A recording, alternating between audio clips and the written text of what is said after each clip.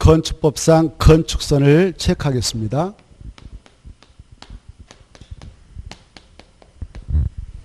건축선은 도로하고 접하고 있는 대지 안에서 이렇게 도로가 있다.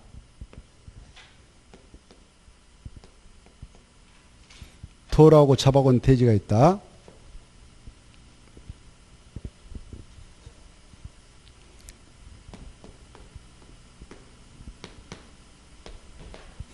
또 도로하고 대지가 있는데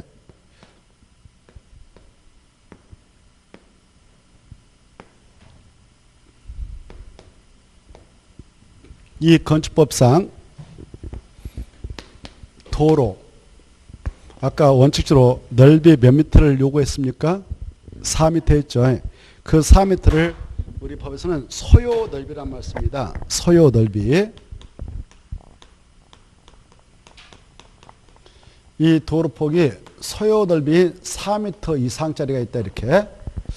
그리고 이 도로는 소요 넓이에 못 미치는 도로다. 소요 넓이 몇 미터를 의미한다고 소요 넓이가 4m. 소요 넓이에 못 미치는 도로, 못 미치는 도로가 있다. 즉 2m밖에 안 된다. 이런 경우를 소요 넓이에 못 미치는 도로 이렇게 표현합니다. 저건 4m 이상이니까 소요 넓이 이상인 도로 이렇게 표현하고. 자, 이렇게 바로 건축물을 건축할 수 있는 대지들이 있는데 도로하고 접하고 있습니다. 이렇게. 그리고 여기는 이제 또 이렇게 경사지가 있어요. 경사지. 아니면 하천이 있어요. 하천. 물이 흐르는 하천. 아니면 철도가 저는 철도 선로부지가 있어요. 뭐 경사지가 있다든가 하천이 있다든가 아니면 철도 선로부지가 있다든가 이런 게 한쪽에 있고 도로가 있습니다. 그리고 건축물을 건축할 수 있는 대지가 있어요. 이렇게. 대지. 이런 거 있고. 이 도로폭은 역시 소요 넓이에 못 미치는 도로 3m가 있다고 가져봅시다. 3m. 이런 경우도 소요 넓이에 못 미치는 도로다 그래요. 소요 넓이에 못 미치는 도로다. 이렇게. 또 이런 경우도 있을 수 있습니다. 전 국토가 있다. 도시적이 있고 관리적이 있고 농림적이 있고 자연 보증이 있습니다. 도시 지역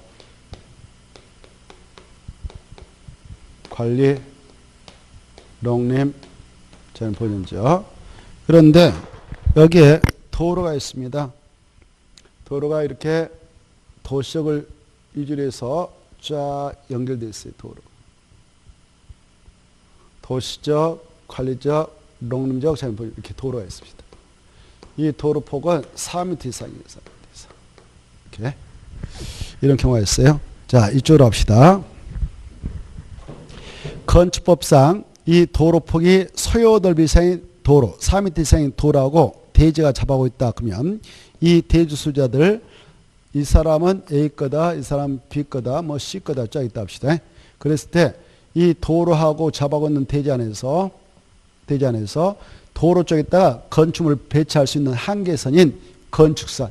건축선은 도로와 대지의 경계선 그 자체가 되는 거예요. 도로와 대지의 경계선 그 자체가 되는 거예요. 이걸 건축선 그래요. 알겠죠? 그래서 이 대지 소유자들은 자기네 대지에다 건물을 배치할 때 이렇게 도로 쪽에다 바짝 붙여서 배치해도 되겠지. 이렇게. 네. 이렇게. 이때 주의할 것은 이렇게 이제 도로폭이 4m 이상 해가지고 도로하고 대지가 잡아가고 있다. 이때 자기 대지에다 건축물 이렇게 건축해서 배치할 때 도로 쪽에다 살짝 붙여도 되겠죠? 근데 이 자기네 건축물에 들어가기 위해서 출입문을 넣을 수가 있어. 출입구 같은 거 설치할 수 있단 말이에요. 이때 이렇게 출입구를 설치하는데 이렇게 설치해요. 이렇게 설치해서 이걸 열고 닫을 때 이렇게 열고 닫을 때 이게 열고 닫을 때 이렇게 넘어가 버린다. 그러면 어때요? 건축선 수용을 넘는 구조라면 어때요? 건물이 차가 왔다 갔다 하면 받아버리겠죠? 그래서 우리 법에서는 야, 이 도로면을 기준해서 여기 도로면을 기준해서 지상 4.5m 이하의 그 공간에다가 출입문 창문을 설치해서 그걸 열고 닫을 때 이게 건축성 거짓다면 이걸 열고 닫을 때 이걸 세면 이제 건축 수직면이 되는 거예요. 이거 누워있으면 수평이 올림이 뭐라고? 수직. 그래. 수직면을 넘는 구조를 해서 안 된다. 열고 닫을 때 수직을 넘는 구조를 하면 차가 오다가 받아버리니까 안 된다. 이렇게 하고 있어요. 4.5m. 도로면을 기준해서 몇 미터요? 그래. 4.5m 이하의 출입구 창문 같은 걸 설치해서 이용을 할 수는 있으나 이걸 열고 닫을 때 건축선 수직을 넘는 구조로 해서는 안 된다. 이게 중요해요. 그 내용이 바로 우리 418쪽에 418쪽 마지막에 2번에 있으니까 그걸 중요시해서 머리에다 넣도록. 가로 2번 제일 밑에 알겠죠? 도로면을 기준해서 몇 미터? 4.5m. 이것은 머리에다 넣어야 되겠죠? 이해가 됐다면. 자, 그리고 여기 봐봐요. 이때 이 대지에다가 건축물 건축할 때 반드시 건폐율 용률을 적용해서 건물을 짓잖아요. 그때 건폐율 뜻은 알죠? 뭐예요? 대지 면적에 대한 건축 면적의 비율 곱하기 100% 이렇게.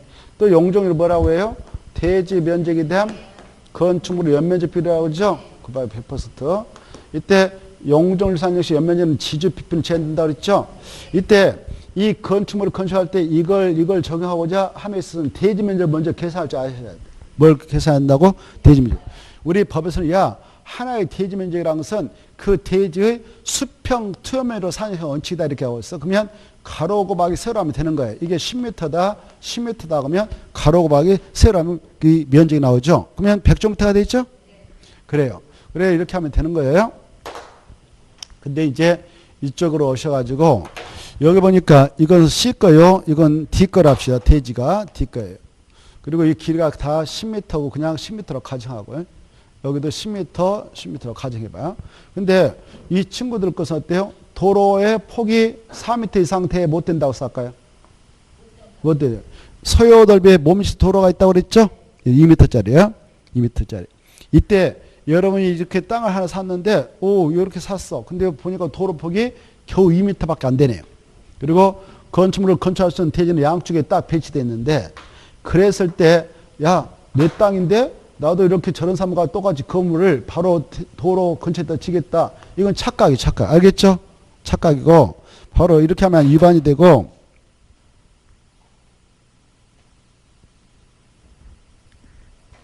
이때는 우리 법에서 야, 너네들 이 소요 넓이에 못 미치는 도로인 2m짜리하고 양쪽에 건축물을 건축할 수 있는 대지가 잡아오고 있다면 양쪽 대지 소유자에게 공평하게 적용을 하겠다. 그래서 도로 중심선을 기점으로 해서 이쪽으로 2m 후퇴해라. 그리고 이거 건축선이다라고 걸어라.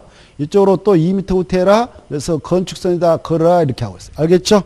예. 그래.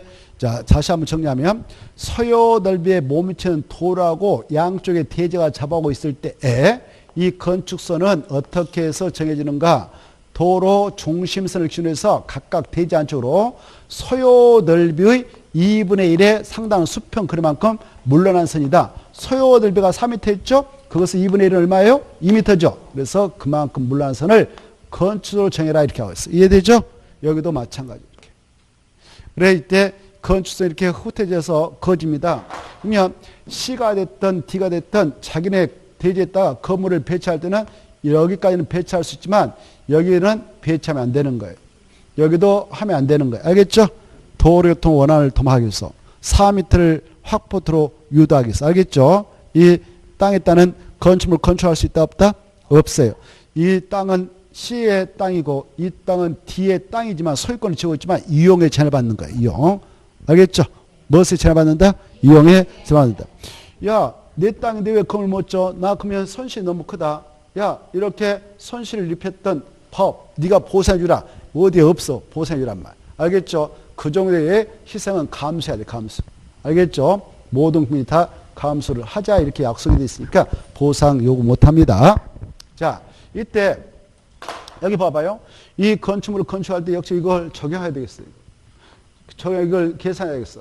이 대지면 어떻게 계산하냐? 여기 바로 서요넓이에 못 미치는 도로하고 양쪽에 대지가 잡아오고 있어서 강제적으로 법에 의해서 건축선이 대지 안에 후퇴해서 거졌다면 이 건축선과 도로 사이에 있는 이 대지 부분은 전체 대지 면적 계산할 때 제한다. 알겠죠? 이게 중요해. 포함한다, 제한다. 야, 그러면 C껏 대지 면적 계산해봐. 오, 아까 여기서 총 2m 들어왔지. 여기서 여기까지 1m 들어왔지. 여기서 1m 들어왔지. 그러면 여기 총 길이가 아까 10m 했는데 여기 10m에서 1m 들어왔어. 이거 빼면 되네. 그러면 가로는 9m가 되네. 9m 곱하기 세로는 10m 했네. 그러면 90제곱미터네. 이렇게 되는 거예요. 알겠죠? 여기까지를 이해해 두시기 바랍니다. 이해돼요? 자, 그러면 여기 보시봐. 여러분이 주인공이에요. 내 땅인데 여러분 뒤에 여기다 건물 친다. 건물 치는데 여기 지상에 땅에 여기서 세우면 안 돼. 차가 오고 갈 때에 교통을 방해할 수 있거든. 그런데 설계 늘 때에 여기 지하층 넣고 2층은 1층, 2층 지상으로 하려고 그래. 그때 지하층은 여기 건축선을 넘어서 이렇게까지 들어가도 돼요. 땅속으로는. 땅속. 차량은 도로에서만 왔다 갔다 하죠. 그래서 이 건축선 제도는 아까 지상에서만 적용되고 지하에서는 적용되지 않는다고 그랬죠.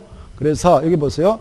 이 건축물이 됐던, 여기 봐봐. 건축물이 됐던, 담장이 됐던 이 건축물의 담장은 건축선을 넘으면 안 돼. 넘으면 안 되고, 다만 지표 아래 부분은 넘어도 된다. 이거예요. 어디 넘어도 된다고? 지표 아래 부분. 알겠죠? 여기까지. 그럼 봐봐. 지표 아래 부분 넘을 때, 여기 보세요. 넘을 때 이렇게 파고 들어가면 되겠어? 안 되겠어? 나무 땅이잖아요. 이거. 알겠죠? 나무 땅에. 그래서 땅 속으로 들어가더라도 자기 땅에서만 벗어날 수 있지요. 더 이상 들어가면 안 되는 거예요. 알죠? 이 정도는 알아셔야겠다. 자, 잘 받으시고. 그 다음에 이제 여기 봐봐요. 경사지가 있어요. 여기 봐봐요. 경사지가 있고 도로가 있고 하천이 있고 도로가 있고 아니면 철도가 있고 아니면 선로부지가 있고 도로가 있어. 그러면 여기는 장내 이쪽에는 더 이상 도로부지를 확보하기 어렵다는 거예요. 알겠죠? 이런 상태고 도로가 있는데 서요넓이에 몸치는 3m짜리가 있네요. 그리고 여러분 대지가 있다고 가지만 이게 또 TF 거예요. 이 길이를 그냥 10m로 가져갑시다. 이랬을 때 T 바로 F라는 사람 나 내 땅인데 건물 배치할 때 배치하자? 이거 안 되는 거예요. 알겠죠? 야, 하지 말고 서요를 못 미치잖아. 그래서 너는 이 경사지 쪽에 있는 이 도로 경사를 기준해서 이쪽 너네 대지 안쪽으로 서요 넓이에 상당한 거리만큼 물러나라. 이렇게 하고 있어요. 서요 넓이가 몇 미터예요? 4m 했죠. 4m만큼 물러난 선을 건축정에 이렇게 강제로 규정하고 있습니다. 알겠죠? 이걸 서요 넓이에 상당한 수평 흐름만큼 대지 안으로 물러난 선을 건축선이다라고 딱 정해라. 나 법 몰랐는데요. 모르는 네 책임이고 물러서 이렇게 하고 있어요. 강제로. 알겠죠? 그래서 나 법 모르고 그냥 이렇게 쳤는데요. 이거 인지 안 해요. 부셔라 이렇게 철거병이에요. 안 부셔 그러면 바로 잡아가죠. 일단 잡아가고요. 잡아가서 수사받고 검찰이 바로 징역 보낸다는 뭐 아무튼 그건 뒷문제고 형사처분 뒷문제하고 안 된단 말이에요. 알겠죠? 그리고 또 허가권자께서 야 빨리 철거해라 위반이니까 그래 기간 내에 안 하면 바로 이행 강림 나가고 끝까지 버티면 바로 행정 대지권을 부셔버립니다. 그 비용은 위반자 내야 돼요. 이렇게 건축부에 엮어진단 말이에요. 아무튼 여기다 세울 수 있다 없다? 없어요. 그래서 이쪽에 세면 안 된다. 이렇게. 이 건축선을 넘어서 여기다 지상에 있다는 담장도 축조해서도 안 되고 알아주세요. 뭣도 하면 안 된다고? 담장도 설치하면 안 되고 건축물을 세워서도 안 된다. 이렇게 알겠죠? 어따는 지상에 있다는. 그래서 여기 이렇게 건물을 줄 때 이렇게 해야 되죠. 여기 벗어나면 안 된다. 이거 알아주십시오. 이때도 마찬가지예요. 여기 봐보세요. 이 전체 대지면적 계산할 때 이 건축선과 도로 사이에 있는 이 대지 부분은 전체 대지면적 계산할 때 제한다. 포함하지 않는다. 여기까지를 알아주십시오. 됐죠? 잘 알아주시고 자 이쪽으로 봅시다. 여기 보니까 도로폭이 이거 서요 넓이인 4m 이상이 있어요. 이렇게. 근데 이 우리 법에 하면요. 법에 하면 이 도시역에 한해서만 봐봐요. 도시역에 있는 도로가에서 한해서만 그쪽을 관할하고 있는 특별자치장, 특별자치도사, 시장, 군수, 구청 얘네들이 시가지 정비, 건축물 정비를 할 필요가 있다. 그러면 여기 도로 경계선을 기준해서 여기 도로 경계선을 기준해서 이쪽 대지가 있다. 이쪽 대지가 이렇게 A 것이 있다, B 것이 있다, 뭐 C 것이 있다, D 것이 있다, E 것이 있다 합시다. 땅 주인들이 이렇게 있다면, 야, 여기 보셔요. 여기 보셔. 이 도로 경계선 기준에서 대지 안에 있다 후퇴해서, 야, 이거 건축선이야. 건축선. 여기까지 바로 이쪽으로 집치지 말고 이쪽만 쳐라라고 규제할 수 있는 권한이 있어요. 이네들. 그것도 무슨 지역에 내에서만 이렇게 할 수 있냐? 도시역 내에 있을 때만. 비도시는 안 돼요. 알겠죠? 이네들이 그렇게 할 수 없어. 이거 아셔야 돼. 무슨 지역일 때만? 그래. 도시역에 있을 때만. 그러면 봐보세요. 여러분 땅 주인인데 이네들이 그렇게 할 수 있는 권한이 있다 해서 여기다 딱 그었어. 그었는데 이 총 길이가 바로 10m밖에 안 된다 합시다. 이 길이가 10m밖에 안 돼. 근데 이네들이 그을 수 있다고 해서 여기서 한 9m까지 돌아서 야, 이 건축선이다. 그러면 어때? 기분 좋겠어? 더럽겠어? 와, 하필은 좀 남겨놓고, 야, 건축선.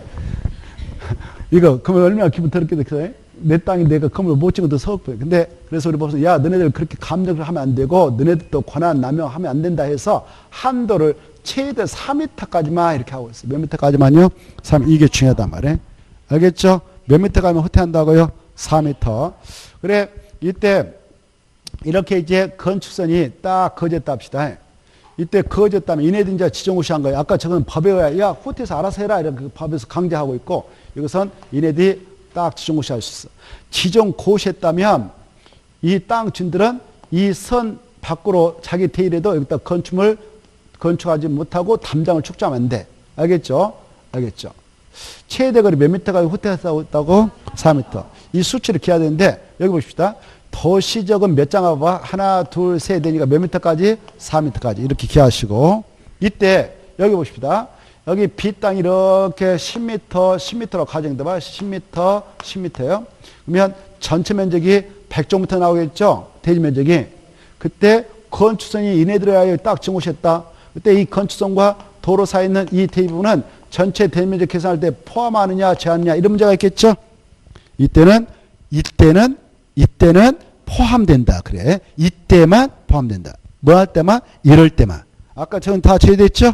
그래. 저것은 서요더비에 몸신 도로가 있어가지고, 야, 강의를 후퇴해서 이랬어. 근데 이것은 이자들이 서요더비 이상인 도로가 있음에도 불구하고 대지에다 딱 그어놓은 거예요. 알겠죠?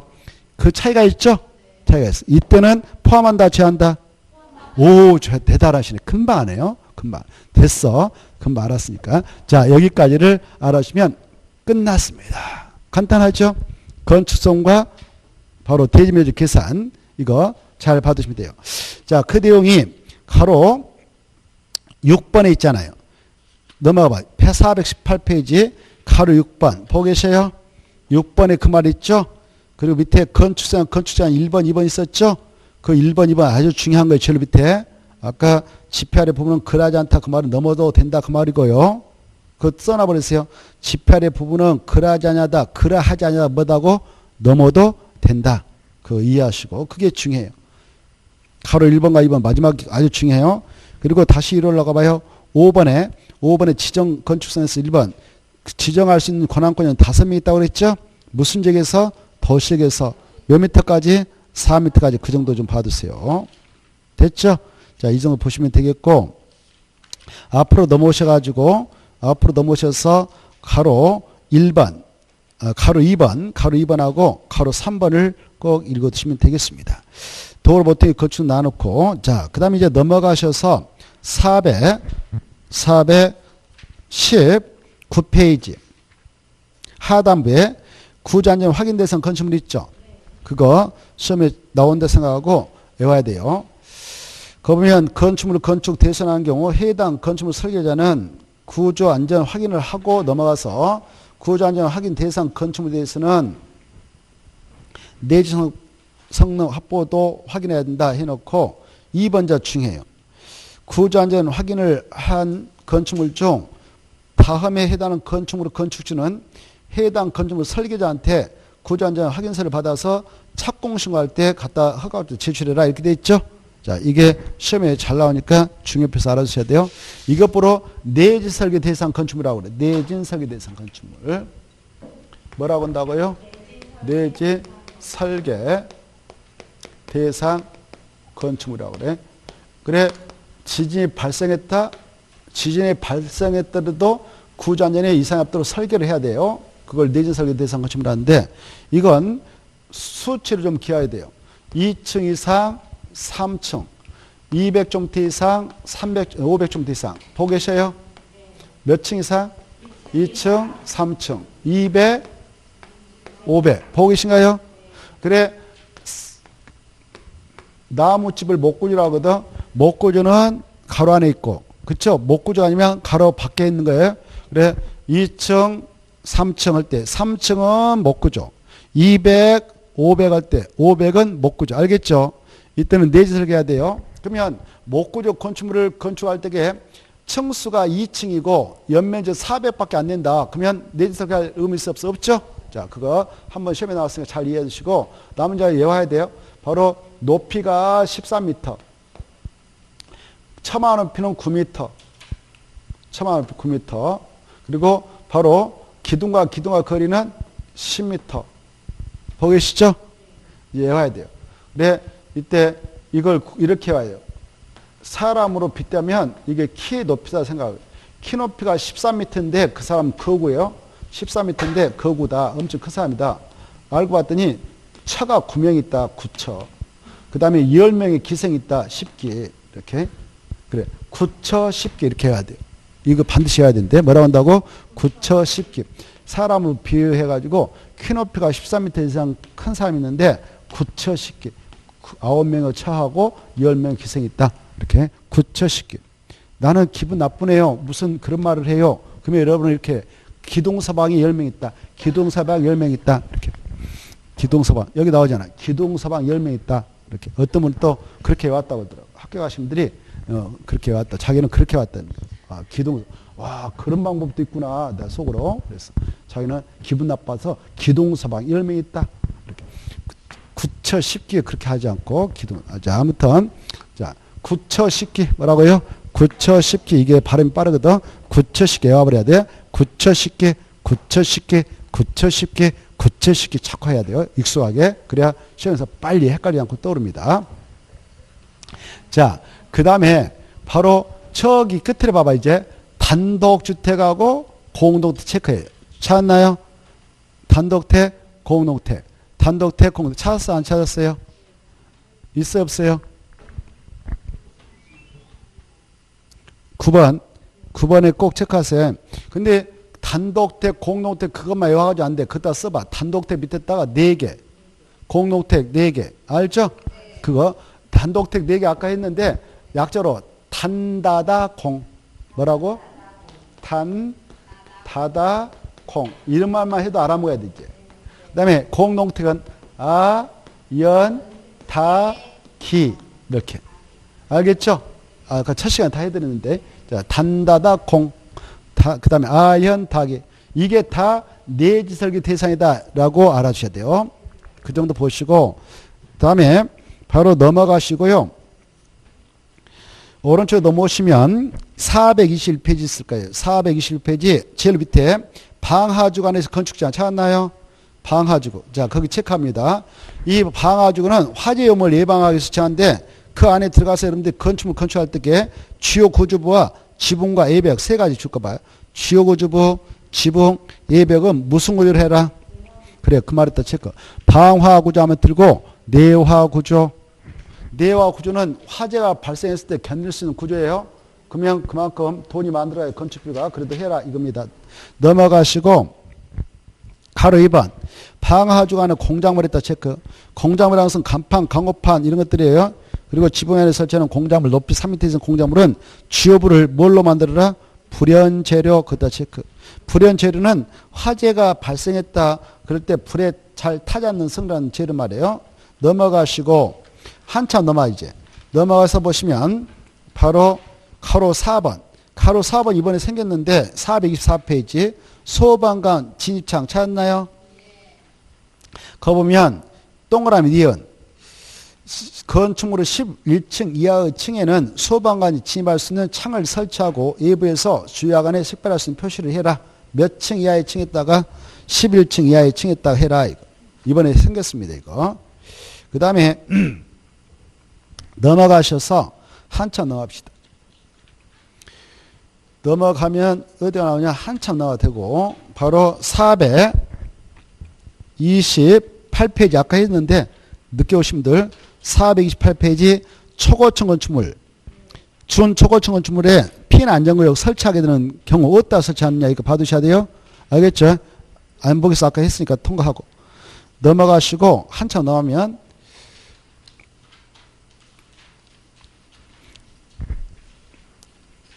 435페이지 435페이지 찾나요? 자, 대지가 지역, 지구, 구역에 걸치는 경우에 조치해가지고 1. 대지가 할 때 대자 앞에는 아라비아 숫자 1이 숨어 있어요. 그래. 이렇게 대지가 있다. 이 대지에 할 때 대자 앞에는 1이 숨어 있는 거예요. 몇 가지 숨어 있다고? 예, 그래서 한 개의 대지가 그 말이에요. 한 개의 대지가 그 말이에요. 이 법이나 다른 법률에 따른 지역지구 다만 녹지적 방화지구 제하고 그런 장소에 걸치는 경우. 그래 지금 이 하나의 대지가 이렇게 있는데 여기 보십시다. 이 하나의 대지가 있는데 천정부터예요. 천정부터. 근데 이게 이 땅 전체가 바로 일반 주거지역이다. 그러면 이 대지는 지금 무슨 지역에 위치하고 있나요? 일반 주거지역에 위치하고 있죠. 그래서 일반 주거지역에 적용되는 건축법상 규정을 정해서 이용하면 돼요. 일반 주거로 따라하면 되겠죠. 그런데 이 하나의 대지가 있는데 이것도 그냥 천정부터라고 가정하고요. 그런데 이게 이렇게 양닭을 쳤단 말입니다. 저기가 일반 주거지역이고요. 여기가 무슨 준 주거지역 합시다. 여기가 전용 주거지역 합시다. 전용 주거지역이. 그것도 일종 전용 주거지역이라고 가정하고 여기는 이종 일반 주거지역으로 가정합시다. 이렇게 하나의 대지가 두 개의 지역에 걸쳐 있어. 걸쳐 있는 정도 보니까 여기는 바로 600 걸쳐 있고 여기는 400 걸쳐 있다 합시다. 이렇게. 그랬을 때 여기에다 건축물을 건축해서 이용함에 있어서 건축법상 규정을 적용해 나갈 때는 각각 적용하느냐? 아니다.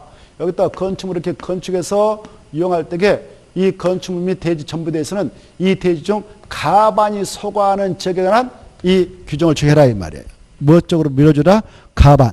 가반이 소과하는 용도적에 적용되는 건축법상 규정을 적용해서 이용하면 된다. 가반 쪽 밀어줍니다. 가반 쪽. 거기 나와 있죠. 자, 하나의 대지가 이 법 다른 법률에 따른 지역 등에 걸쳐 있는 경우 걸쳐 있다 그 말을 체크해요. 걸쳐 있다 그 말은 쉽게 말하면 양다리를 걸쳐 있다 그 말이에요. 그래 우리 공법에서 양다리를 걸쳤을 때 이렇게 하자라는 규정이 4간데 나오는데 이런 것들이 좀 중요해요. 걸치는 경우에는 대통령 시험에 따라 그 건축물과 대지 전부 다하여 그 대지 어디 쪽으로 밀어주자고 가반 그다 체크.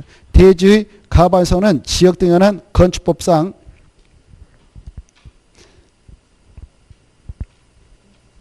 건축물의 대전한 이 법을 규정을 취한다. 이 법에다 줄까 봐. 이 법 무슨 법이에요 지금? 건축법. 그래. 그래 가반이 소과하는 지역 등에 관한 건축 및 대전한 건축법상 규정을 취하면 된다 이겁니다. 가반 쪽으로 밀어준다. 이렇게 가반 쪽으로. 됐나요? 자, 그러면 아까 봐보세요. 여기다 건물을 엄청 크게 지는데 이 건축물이 바닥 면적 합계 바로 5천 정도 이상 해가지고 어마어마한 큰 건물 지어요. 그때 이 건물이 일반 주거지에 들어가게 된다. 일반 주거지. 일반 주거지에 들어가게 되면 바로 그 업무시설 같은 경우는 공공지를 확보해야 돼. 공공지. 뭐? 공개, 공지. 아까 했죠. 공공지 확보 대상자 일주주, 주중공 모든 사업이라고 해. 생각나요? 아무튼 그렇다 치고. 생각 없는 것 같아. 자, 그래. 여기 일반 주거지역에다가 그런 업무시설을 5천 정도 이상으로 지으면 공공지를 확보해야 돼. 그렇죠. 근데 이 건물이 들어설 대지 보니까 양다리를 쳤단 말이야. 이렇게. 그랬을 때게 여기는 전용 주거지역은 바로 공공지 확보 대상자 아니에요. 알겠죠? 그래서 여기다가 건물을 지는데 건물 질 때에 공공지를 확보할 필요가 있느냐? 없어. 이 건축물하고 대지 전부는 어디 쪽으로 밀어주니까 전용 주거적에 관한 규정을 정해주니까 이건 공경을 확보하지 않았대요. 그래 건축법상 일조권 규정도 있고 공경적 확보 규정도 있고 등등 여러 가지 규정이 있는데 용도적과 관련해서 그런 건축법상 규정을 정할 때 하나의 대지가 2개 이상의 지역 등에 걸쳐 있을 때는 그 대지의 과반 이상은 용도 지역 등에 관한 건축법상 규정을 정하면 된다 그 말입니다. 자, 가반 쪽 밀어주고요. 근데 외가 있어. 하나 넘어가서 보면 녹지역입니다. 가로 3번을 먼저 보겠는데 가로 3 보면 녹지역의 외가 정돼요.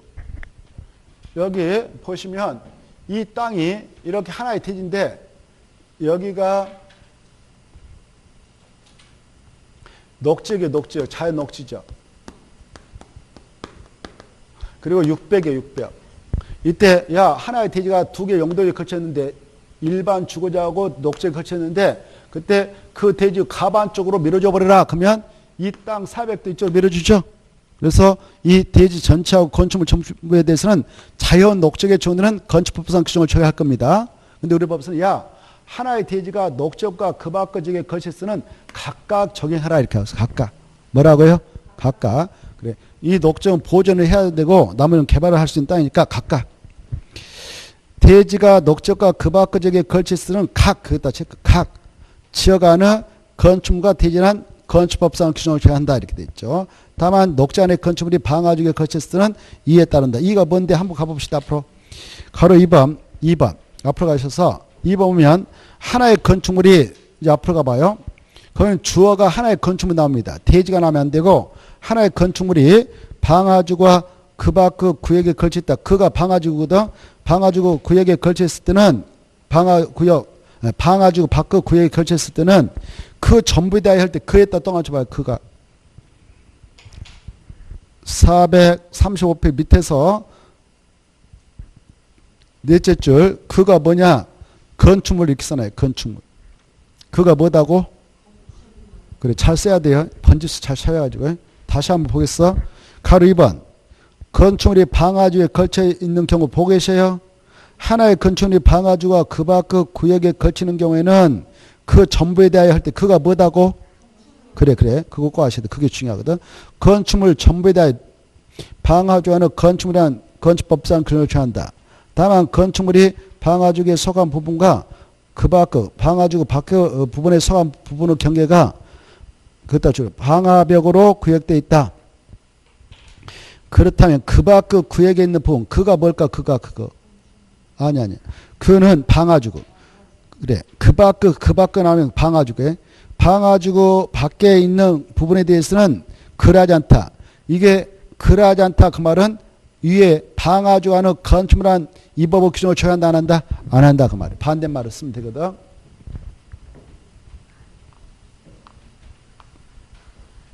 자 무슨 말이냐면은 이런 거예요.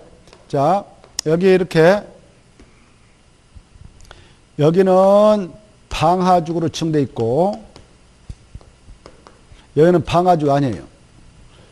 이렇게 그때 여러분이 이 건축물을 건축하는데 여기가 뭐 준주거지기다.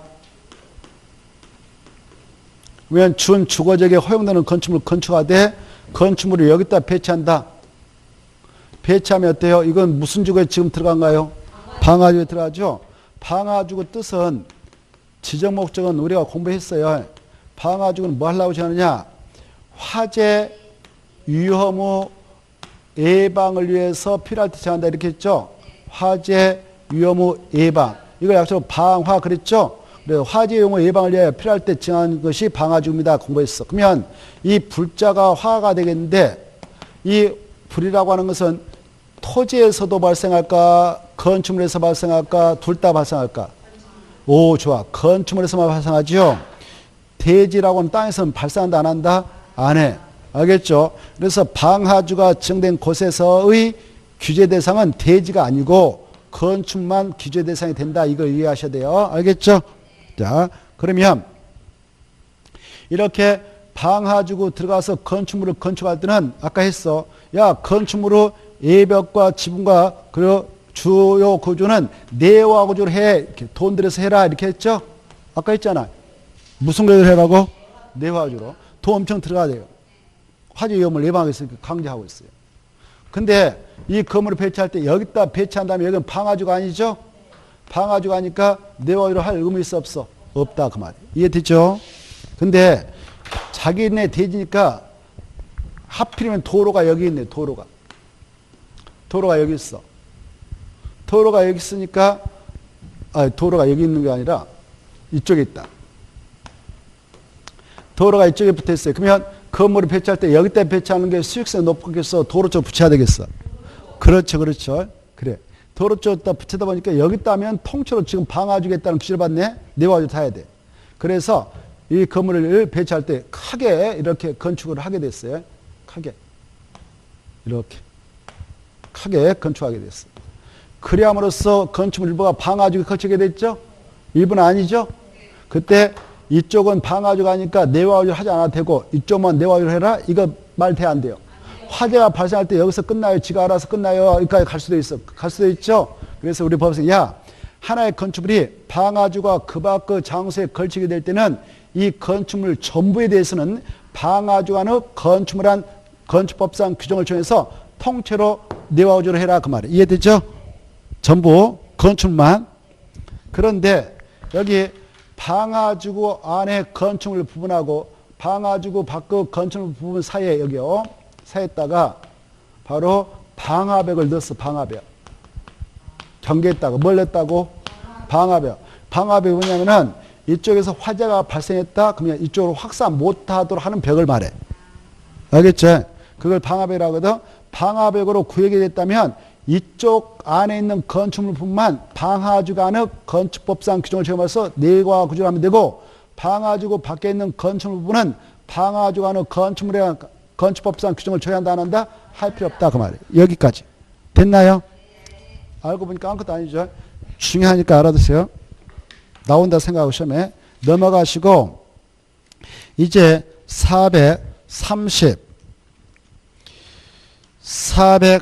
437페이지 2번 1조 동 확보량 건축 높이장 있죠.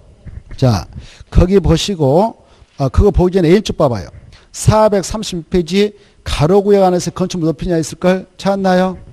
이 가로구역이 뭐냐? 뜻이 거기 써졌어 법에. 가로구역이란 도로로 둘러싼 일단은 지역을 말하는데 이게 뜻이에요. 가로 안에 있죠? 가로구역 뜻 알겠나요? 자, 봐봐. 이게 우리 시내 땅들이 이렇게 생겼어요. 여기 봐보세요. 도로 둘러싼 이 지역이 있어.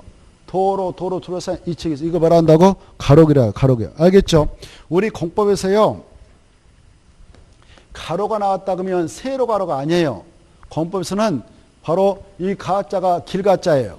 길로자예요. 그래서 길을 말해. 그러면 길로 둘러싸였다. 이게 도로 둘러싸였다.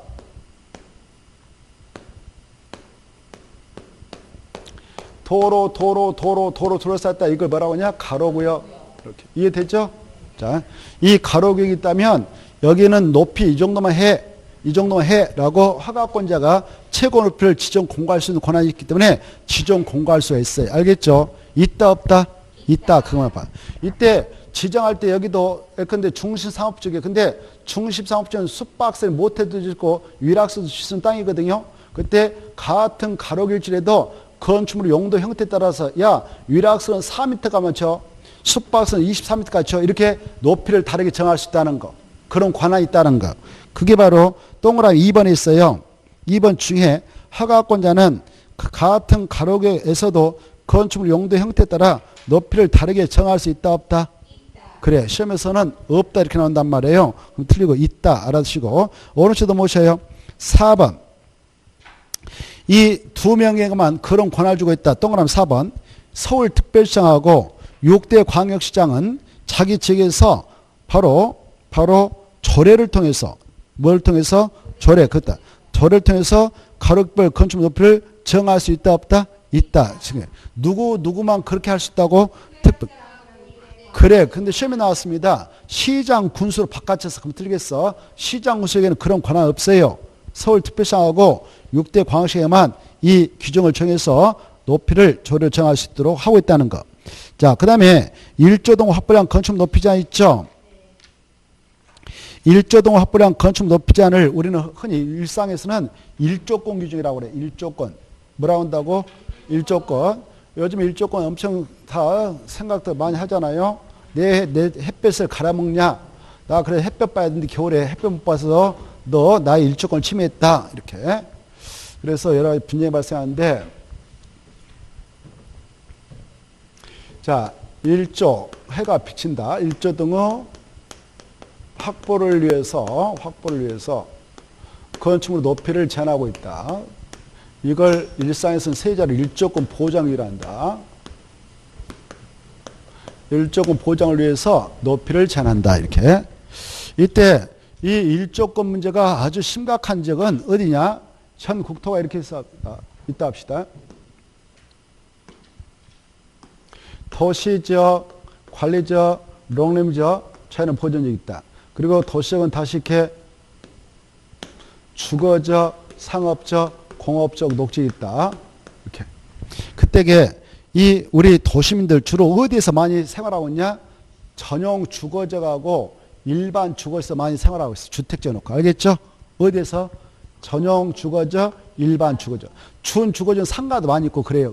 상업지역도 많이. 그래서 우리 도시민들의 주된 주거 공간은 전용 주거지역, 일반 주거로 보는 거예요. 알겠죠? 그 지역에서는 일조권을 확실히 보장해 주자 이렇게 하고 있습니다. 그래. 일반 주거지역하고 전용 주거지역하고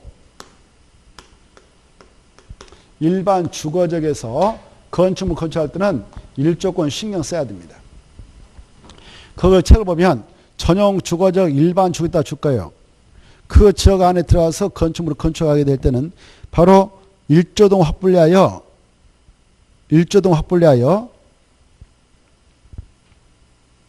무슨 방향을 기준해서 그 말이 중요해요. 정북 방향에다 딱 표시하고 반대말이 정남 방향이거든. 정남 방향. 그러면 틀리고 정북 방향. 정북 방향을 기준해서 바로 인접대 경계선으로부터 다음 범위에서 조례가 정하는 거리상을 떼어서 건축해야 됩니다. 건축 높이가 9m 이하면 1.5m 이상, 9m 초과하면 그 높이의 2분의 이상 떼어라 이렇게 돼 있죠. 자, 그 정도를 봐두셔요. 무슨 말이냐?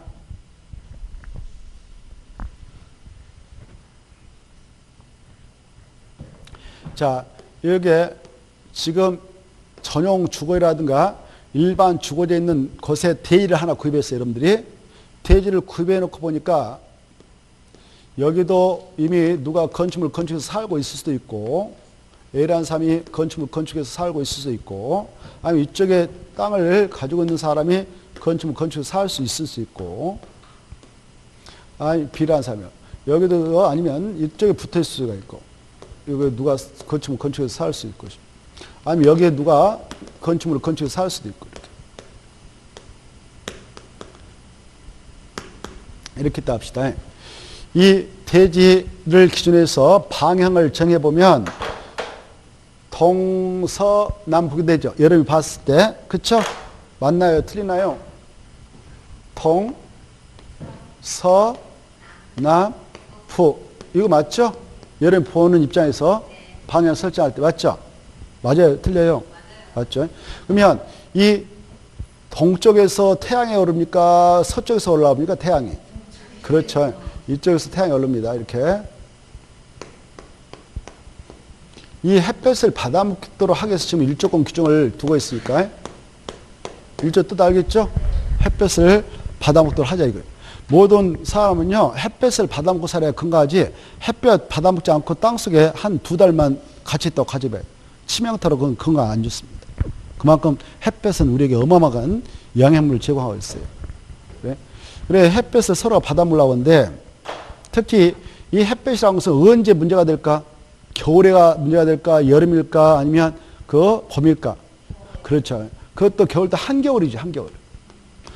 제일로 깊은 겨울은 언제냐? 동지예요, 동지. 뭐라고? 그 정도 알고 계시죠?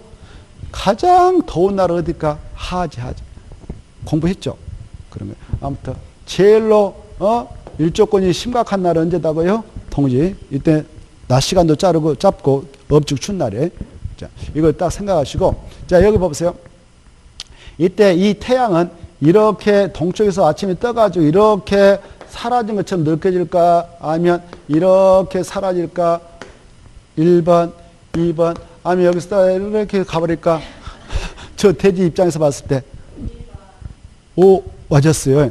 동쪽에서 서쪽으로 해서, 그거 가죠. 동쪽, 남쪽 지나서 서쪽으로 사라진 것처럼 느껴지죠? 이렇게. 그래서 여기다가, 돼지에다가 건물을 여러분이 이제 들어가서 진다 합시다. 내가 건물 내 땅에다 알아서 진다 해가지고 이렇게 건물 질 때에 여기 건물이 있다면 이 건물이 해외를 가려먹더라도 그걸 감사하고 여기다 바짝 질라고 할까? 이 햇볕 많이 들어오도록 하기 위해서 건물을 후퇴해서 질까? 후퇴해서 지겠죠, 일반적으로. 이 건물 때문에 해가 가리면 안 되니까. 겨울에 여러분 집에 해가 많이 들어가려면. 이걸 배치할 때 뒤로 배치할 거 아니에요? 이렇게. 배치를 하게 되면 근데 또 누구의 햇볕을 겨울에 가릴 수가 있어. 오, 그렇죠, 그렇죠. 좋아요. 이 사람 걸 일조권을 침해할 수 있잖아요. 여러분은 햇볕 몽땅 받아먹으면 좋지만 이쪽 사람 또 일조권이 침해되잖아요. 그렇죠? 그래서 우리 법에서 야, 이 전용 주거지역에 있는 대지에서 들어가서 일반 주거지 안에 대지 안에 들어가서 건축할 때는 정보 방향의 인접대 건설 기준으로 해서 이 건물의 높이가 9m 이하일 것 같으면 1.5m 떼라. 9m 초과하면 그 높이 2배 이상 떼라. 어디를 기준으로 떼냐? 정보 방향의 인접대 건설 기준으로 떼라. 이렇게 하고 있어. 떼라. 그래서 여기다가 건물을 배치해라. 그 말이에요. 그래, 뛰다 보면 내가 건물 높이 올릴 때 그만큼 뛰는 거리도 멀을 건데 그 뛰다 보면 여기까지 이렇게 들어올 수 있겠죠? 이렇게 들어와서 건물이 들어간다면 이 건물에 하여 해가 가려지는 건 네가 알아서 해라. 그 말이에요. 알겠죠? 이쪽 사람 일조권이 중요하다. 이렇게 보는 겁니다. 그래서 무슨 방향을 기준한다고요? 정보 방향이지 정남 방향 그럼 틀려버리는 거예요. 정남 방향이 아니라 정보 방향의 인접대 건설 기준으로 해서 건축물 높이가 9m 하면 1.5m 뛰고 그럼 배치할 때 9m 초과하면 그 높이에 2분 이상 뛰어서 건물을 배치해서 세워라 이렇게 하고 있어요. 이해됐죠? 여기까지 알아주시면 좋겠어요. 간단하죠? 그래, 전용 주거적, 일반 주거적은 무슨 방향을 기준한다고요? 그래. 근데 시험에서 정남방으로 나오면 틀린다 그 말입니다. 정남방이 아니다. 알아주시고 그 다음에 이제 그 정도 보시고 넘어가 봐요. 넘어가서 가로 2번 보세요. 가로 2번 보면 공동주택 찾았나요? 공동주택 1조동 확보량 높이 전해가지고 거기 가로 안에 봐봐. 일반 상업적과 중심 상업적 건축하는 것은 그것다 줄 거. 밑에다 써버려. 1조권 규정을 적용하지 않는다. 써놔요. 1조권 규정을 적용하지 않는다. 써놔요. 그것만 알면 돼. 그거 복잡하게 몰라도 돼. 자, 무슨 적과 무슨 적은 1조동 확보량 높이 제한을 적용받지 않는다고? 그래. 거기는 일반 주거자하고 중심상업적은 건폐 용률이 어마어마한 인정돼서 건물 몽땅 들어가게 하도록 하는 지게예요. 알겠죠? 그래서 그는 1조권 규정을 적용한다 안 한다? 안 한다고 아시고 오른쪽 넘어오셔서 넘어가 돼 이런 거 보지 말고 넘어가면 저기 5번이 나올 거예요. 5번 제일 끝에 440페이지 찾나요? 440 보면 2층 이하로서 줄 거 2층 이하로서 높이가 몇 미터 이하다? 8m 이하인 440페이지 동그라미 5번 적용제 2층 이하로서 높이 8m 이하인 건축물에는 조례가 정함에 따라 1조동 확보량 높이 제한을 적용해라 하지 않을 수 있다? 하지 않을 수도 있다 그 말이에요. 콩 많은 것들은 하지 않아도 된다. 2층 이하로서 동시효권이에요. 2층 이하로서 높이 몇 미터? 8m 이하인 건축물 줄 때는 1조권 규정을 적용한다 안 한다? 안 해요. 그리고 제일로 위로 올라가 봐. 니은. 그 페이지 제일 위에. 니은. 찾았나요? 니은 보면 제일 위에. 제가 읽고 하면 줄 거 봐. 그 대지 모든 세대가 제일 위에 첫째 줄. 모든 세대가 무슨 날을 기준으로 해서? 그래, 그것다 체크. 동지를 기준으로 해서 동지 체크 아까 말씀드렸죠? 동지를 기준으로 해서 오전 9시부터 오후 13시 사이에 15 사이에 2시간 이상을 계속하여 줄 거. 계속하여 1조를 확보할 수 있는 거리상으로 할 수 있다. 그까지만 짜야 돼. 무슨 말이냐면은 원래 여기 봐봐요. 이렇게 주택단지 조성해서 여기다 아파트 같은 거 조성한다. 그래 여기 해가 여기서 들어올 거 아닙니까? 동서남북 할 때 해가 여기 뜬다. 그래서 동쪽에 뜬다. 서쪽으로 간다. 이렇게 해가 이렇게 지나갈 건데 여기다가요 주택단지 아파트 단지를 조성해서 2월동을 넣는다 합시다. 그때 101동, 101동, 102동, 103동, 뭐 이렇게 104동, 105동 쫙 넣는단 말이에요. 이때 주택단지 안에서 이렇게 아파트 같은 지을 때는 동과 동과의 거리, 앞동과 뒷동과의 거리 이런 걸 유지해서 햇볕 침해하지 않도록 규제합니다. 알겠죠? 이렇게. 근데 이때 각각 이 동과 동과 거리는 8m 이상 떼어라. 또 측벽과 측벽 뭐 4m 이상 떼어라. 이런 규정이 있어. 그건 몰라도 되고 이런 규정 다 무시해버리고 여기 건물 배치할 때에 동지를 기준해서 언제 기준해서 동지를 기준해서 이 해가 아침에 9시에서 15 사이에 해가 지나면서 해를 써줄 건데 이렇게 이때 이 집에 104동 집에 여기 A집이 있었다. 그러면 9시부터 이렇게 해가 이렇게 여기서 여기 9시 9시에서 11시 사이에 계속적으로 해가 들어가도록 했다면 이 집은 일조권 침해한 거 아니에요. 이거. 건물 배치할 때 합법적으로 배치한 거예요. 그래 각 세대 동지를 기준해서 모든 세대가 동지를 기준해서 지나가면서 2시간 이상 해가 들어가도록 배치했다면 일조권을 다 통과시켜주는 거예요. 몇 시간 이상 해가 들어갔다면 2시간이. 언제를 기준해서 동지.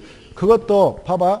아침에 9시에 여기서 해가 떠가지고 지나갈 때 아까 104동 A집에 해가 들어갔어. 9시에. 그래서 10시가 들어갔네. 해가. 1시간 들어갔어. 이렇게. 들어갔는데 가다가 이렇게 보니까 이 101동 건물에서 해가 가려졌어. 여기 해가 안 들어갔어. 그래서 어마만큼 가다가 13시에서 14시 사이에 1시간 동안 이렇게 해가 들어갔네. 하바니까 2시간 되네. 이거 효과가 없다고 보는 거예요. 왜? 식어버렸잖아요. 그 동안. 그래서 계속해서 2시간 이상 햇빛이 들어가도록 거리를 유지했다면 그때는 일조권 기준을 다 통과한 거 간주해줘요. 알겠죠? 몇 시간 이상? 그것도 무슨 날을 기준해서? 동지. 좋았어. 그것만 밑에. 동지 2시간. 그래 계속적으로 들어가도록 배치했다면 일조권 기준 통과한다. 이 정도 알면 이쪽에서 나오면 다 맞추게 됐단 말이에요. 넘어가요. 그 다음에 특별 건축이 있죠. 특별 건축구역은 먼저 뜻을 아셔야 돼요. 이 뜻은 뭐냐? 바로 그걸 지정하게 되면 그 장소에서는 특별히 대우집니다. 뭐 한다고? 특별히 대우해줘. 그 구역을 지정해놨다. 그 안에서 건축한다. 그러면 기술자들 들어와서 건축할 때 특별히 대우주겠다 해서 용어를 특별 건축이라고 그래.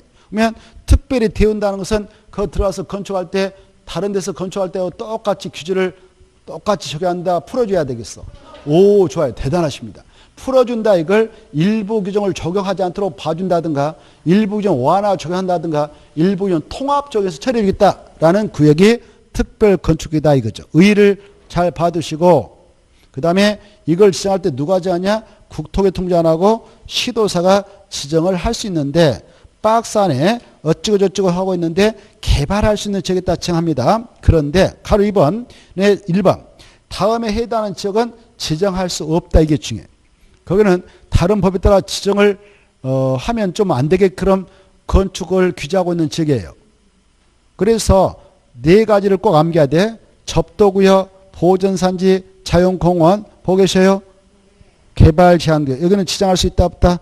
없다. 그 시험에 나왔어요. 어떻게 나왔냐면은 이걸 써놓고 여기에도 지정할 수 있다 이렇게 반대말로 나왔어요. 그럼 틀려요. 그 다음에 이제 하나 넘어가 보세요.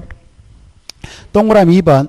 이 국토교통부장 시도사는 특별 건축으로 지정하고자 할 때에 그 지역이 군사기지 줄까봐 군사시설 보호구역 여기다도 지정할 수 있는데 그쪽 장관과 미리 협의를 해야 된다. 무엇을 해야 한다?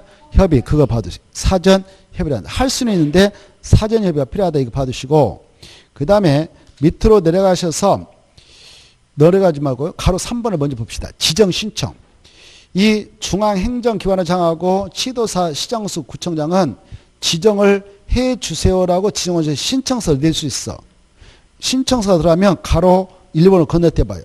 국토교통부장은 특별시장, 광역시장, 도시사는 지정신청이 접수되면 며칠 내에 30일 내에 국토교통부장은 중앙건축위 내에 이 특별시장, 광역시장, 도시사는 지방에 있는 지방건축위의 심의를 거쳐야 됩니다. 심의는 언제까지 붙여야 되냐? 30일 내에 이것만 딱 봐두시고 오른쪽도 모셔서 바로 가로 1번 특별 건축을 지정하거나 변경한 경우 오른쪽 넘어왔는데 지정하고 변경하면은 국토개법에 따른 뭐가 결정난 거 간주해 주냐?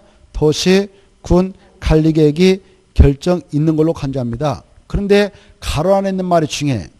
용도지역, 용도지구, 용도구역 지정과 변경은 있는 걸로 본다, 보지 않는다? 보지 않아. 그래? 용도지역, 용도지구, 용도구역 지정과 변경은 있는 걸로 보지 않고 그대로의 정정과 똑같다. 이것만 받으시면 돼요.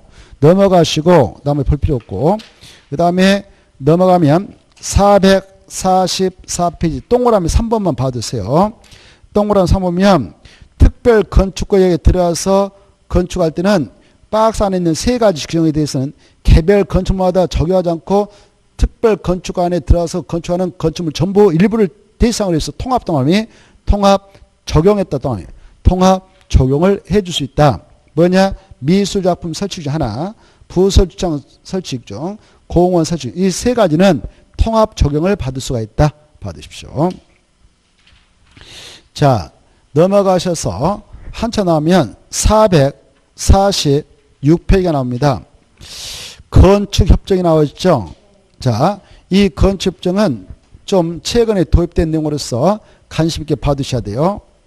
건축협정은 바로 한 장 넘어가서 보면은 448페이지 동그라미 2번 동그라미 2번 이걸 통합 적용받고자 할 때 주로 건축협정을 체결합니다. 통합 적용받기 위해서 어떤 걸 통합 적용받느냐? 대지안의 적용규정, 대지와 도로관계 규정, 지하층 설치 규정, 건폐율 규정, 부설주장 설치 규정, 개인하수 처리 설치 규정 이 6가지 규정을 통합 적용받고 싶다. 또 통합 적용을 해줘요. 뭐 하면? 건축협정을 체결하면. 그리고 동그라미 1번 맞벽 건축도 가능해요. 맞벽 건축도 가능해. 동그라미 1번 올라가면 뭣도 가능하다고? 그래.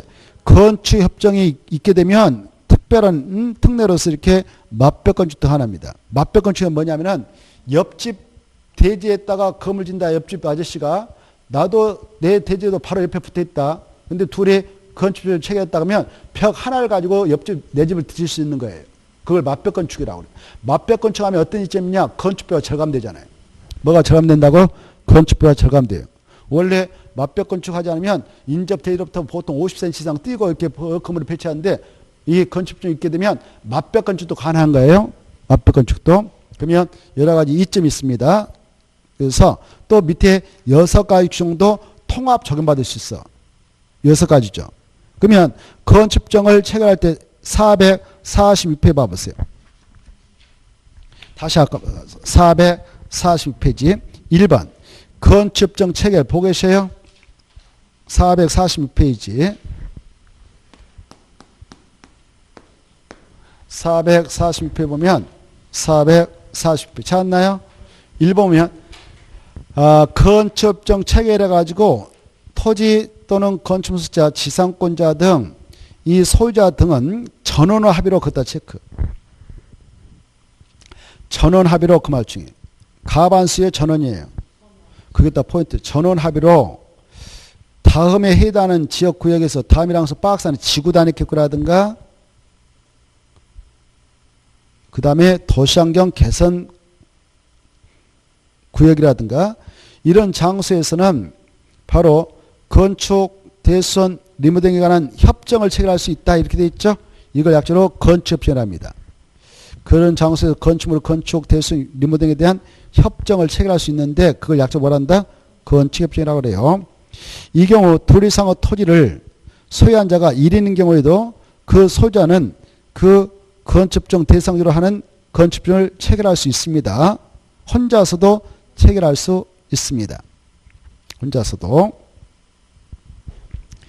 자, 이때 오른쪽 넘어오셔서 가로 4번 보시면 건축협정을 체결했다면 인가 받아야 됩니다. 인가를 누구한테 받느냐? 인가권자한테 가서 받아요. 누구한테요? 인가권자. 인가권자한테 가서 받는데 인가권자가 누구냐면은 N축 페이지 봐봐요. N축 페이지 보면은 박스 안에 위에 있는 박스 안에 5번에 나와요. 5번에 시도사, 시장수, 구청장은 건축협정 인가권자다. 그 말 보이죠? 박스 안에 왼쪽에 동그라미 5번 가로 안에 그네들을 건축 협정 인가권자라고 그래요. 인가권자한테서 인가받아야 돼요. 그래야 건축협정의 효력이 인정됩니다. 그런데 가로 5번 보세요. 건축협정 폐지가 나 있죠. 아까 협정을 체결할 때는 전원 합의로 체결한다고 그랬죠.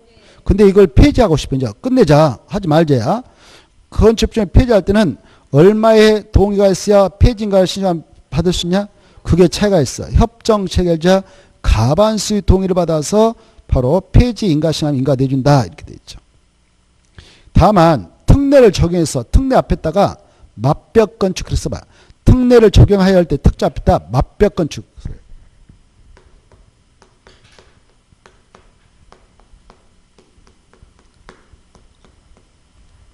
맞벽 건축 특례를 적용하여 맞벽 건축 특례를 적용해서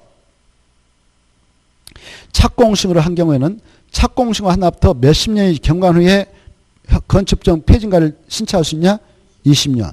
이런 것들을 봐두시면 좋겠습니다. 자, 그리고 마지막 줄 그 페이지 마지막 줄 보면 건축협정구역에서 협정 체결자인 소유자 등으로부터 건축물 등을 이전받거나 설정받은 자는 협정 체결자의 지위를 승계한 걸 관찰합니다. 자, 그 정도를 일단 봐두시면 좋겠는데 무슨 말이냐면은 이 건축협정은 사실상 많이 하진 않아요. 대한민국에 시범적으로 세관돼서 하고 있더만요. 자료 보니까 거의 하지 않습니다. 그러나 이런 것들을 유도하고자 이게 도입됐어요.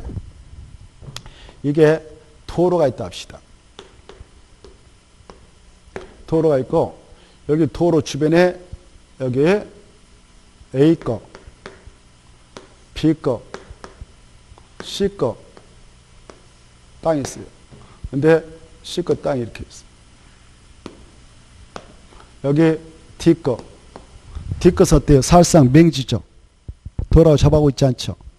이때 도로 주변에 이렇게 있는데 이 도로 주변에 이런 맹지가 있으면 건축물을 건축할 수 없으니까 잘못하면 방치해버려요. 방치하면 이 지역의 환경이 언제나 하겠어? 엉망이 되겠어요. 쓰레기 막 버려버리고 풀나고 비행 왔다 갔다 하고 날릴 거 아니에요. 그쵸? 그래서 야, 이 지역의 환경을 좀 온전하게 해 나가도록 하기 위해서 여기다도 건물 질 수 있는 여지를 심어주자 해서 도입한 것이 건축협정제도예요. 뭐라고요? 건축협정제도.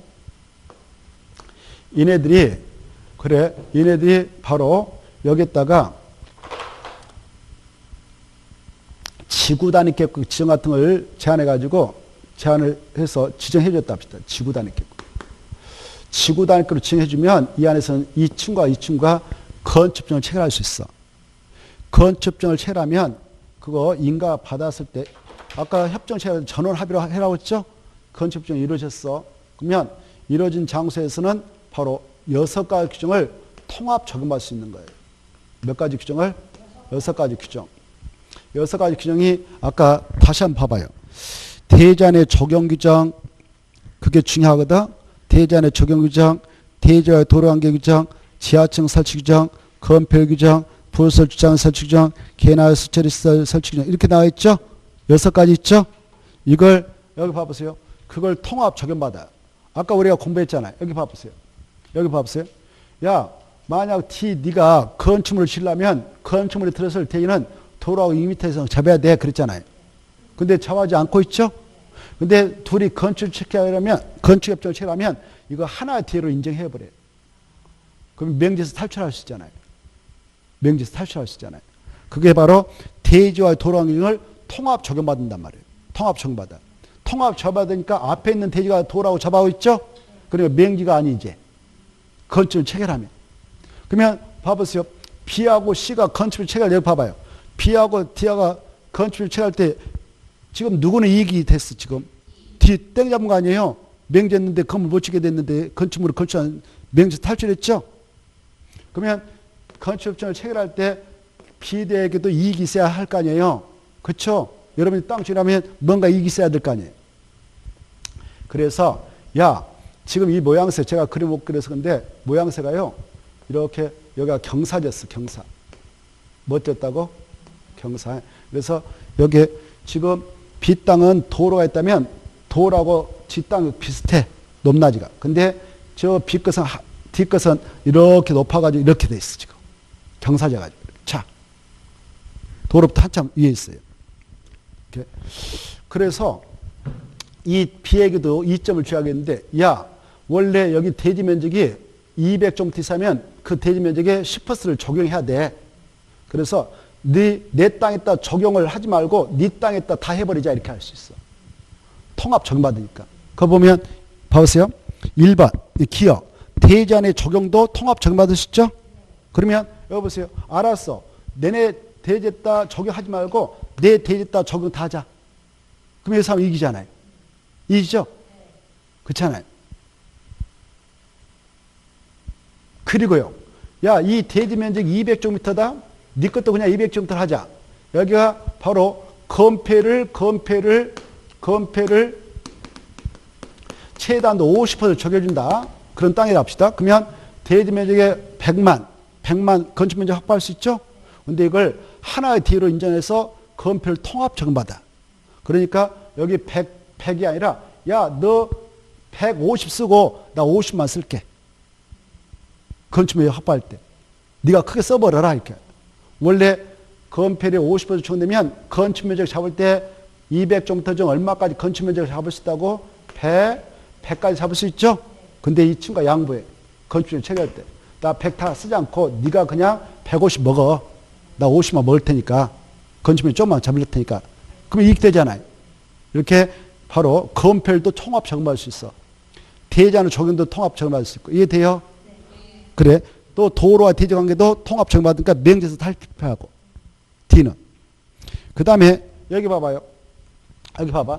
이렇게 지금 B란 사람은 자기 대지가 도로하고 바로 붙어 있어가지고 뒤에만 탁 차가지고 하면 자기 집은 1층을 지하층으로 만들 수가 있어. 무엇을 만들 수 있다고? 지하층. 이 B의 입장에서, D의 입장에서 봤을 때는 여기 원래 건축법정을 체결하려면 이 대지의 경계선 띄어야 되거든, 50m. 근데 이걸 건축을 체결하면 앞벽 건축으로 세울 수 있어. 무엇을 세웠다고요? 그리고 벽을 하나 딱 세워가지고 이렇게 하고, 야, 너네 집 이렇게 했어. 그러면 잘하면 이 B는 자기의 1층을 반제로 만들어가지고 지하층을 인정받을 수 있어. 지하층. 무엇으로? 지하층. 그러면 여기다 원래 2층밖에 못 치는 땅이라도 지하층 인정받으면 지하층 층수에서 제시고 용적을 시행할 때도 지하층 면적 비해야 하니까 얘가 이점이 있단 말이에요. 지하층 설치도 통합 적용받을 수 있어요. 그런 이점이 있단 말이에요. 뭣도? 지하층. 그 다음에 부설 주차장 설치도 통합 적용. 원래 야, 너도 부설주차장 하나 만들고 너도 만들어야 하는데, 야, 너네 땅 올라가기 힘들잖아. 주차장 넣기 힘들잖아. 그 대신 여기다 주차장 2대 확보하고 너는 면제받도록 하자. 아까 네가 건폐 많이 양보했잖아. 그렇잖아요. 이렇게 할 수 있는 거예요. 그리고 개인하우스 처리설 각각 설치해야 되는데, 야, 너네들 집에서 바로 물 나오면 우리가 처리할 테니까 여기다 넣자. 개인하우스 처리. 이렇게 해서 통합 적용받을 수 있도록 하고자 건축비용을 매줄 수 있어요. 그래, 건축비용을 매주면 6가지 중을 통합 적용을 받을 수가 있다. 그리고 맞벽 건축도 가능하다. 뭣도 가능하다? 맞벽 건축. 이해되죠? 자, 6가지를 통합 적용받고 싶을 때 건축비용을 매기는 거예요. 대지하는 적용 규정, 그 다음에 바로 대지와의 도로관계 규정, 그 다음에 건폐율 규정, 지하층 설치 규정, 그 다음에 바로 개인하수 처에서 설치 규정, 그 다음에 부설주차장 설치 규정, 이런 것들을 통합 적용받을 수 있습니다. 근데 맞벽 건축을 했어요. 맞벽 건축을 해가지고 둘이 틀어져 버렸어. 갑자기. 그럴 수도 있잖아요. 맞벽 건축 해놓고 둘이가 싸워버렸다. 틀어져 버렸다. 처음에 할 땐 좋았는데 서로 이익이 돼서 틀어지면 이 폐지할 수 있잖아요. 그때 막 하는 게 아니고 20년 지나야 돼. 몇십 년?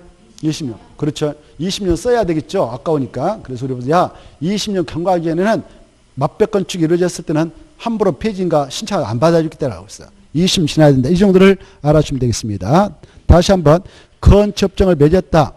만약 이 3명이 맺었다 하더라도 전체 전원은 합의가 있어야 최초로 건축을 맺을 수 있고, 그러나 폐지할 때는 얼마만 있어도 된다? 과반수. 2명만, 3명이 건축을 취했다면 2명만 찬성해도 폐지 들어갈 수 있어요. 이해되죠? 자, 이 정도 보고 약속대로 여기서 중단하고 잠시 점심시간을 갖고 그 다음에 오후 시간에 또 뵙도록 하죠. 오늘 다 끝내도록 하게요. 자, 마치고 2시 20분까지 정신과 갖고 뵙겠습니다. 샷.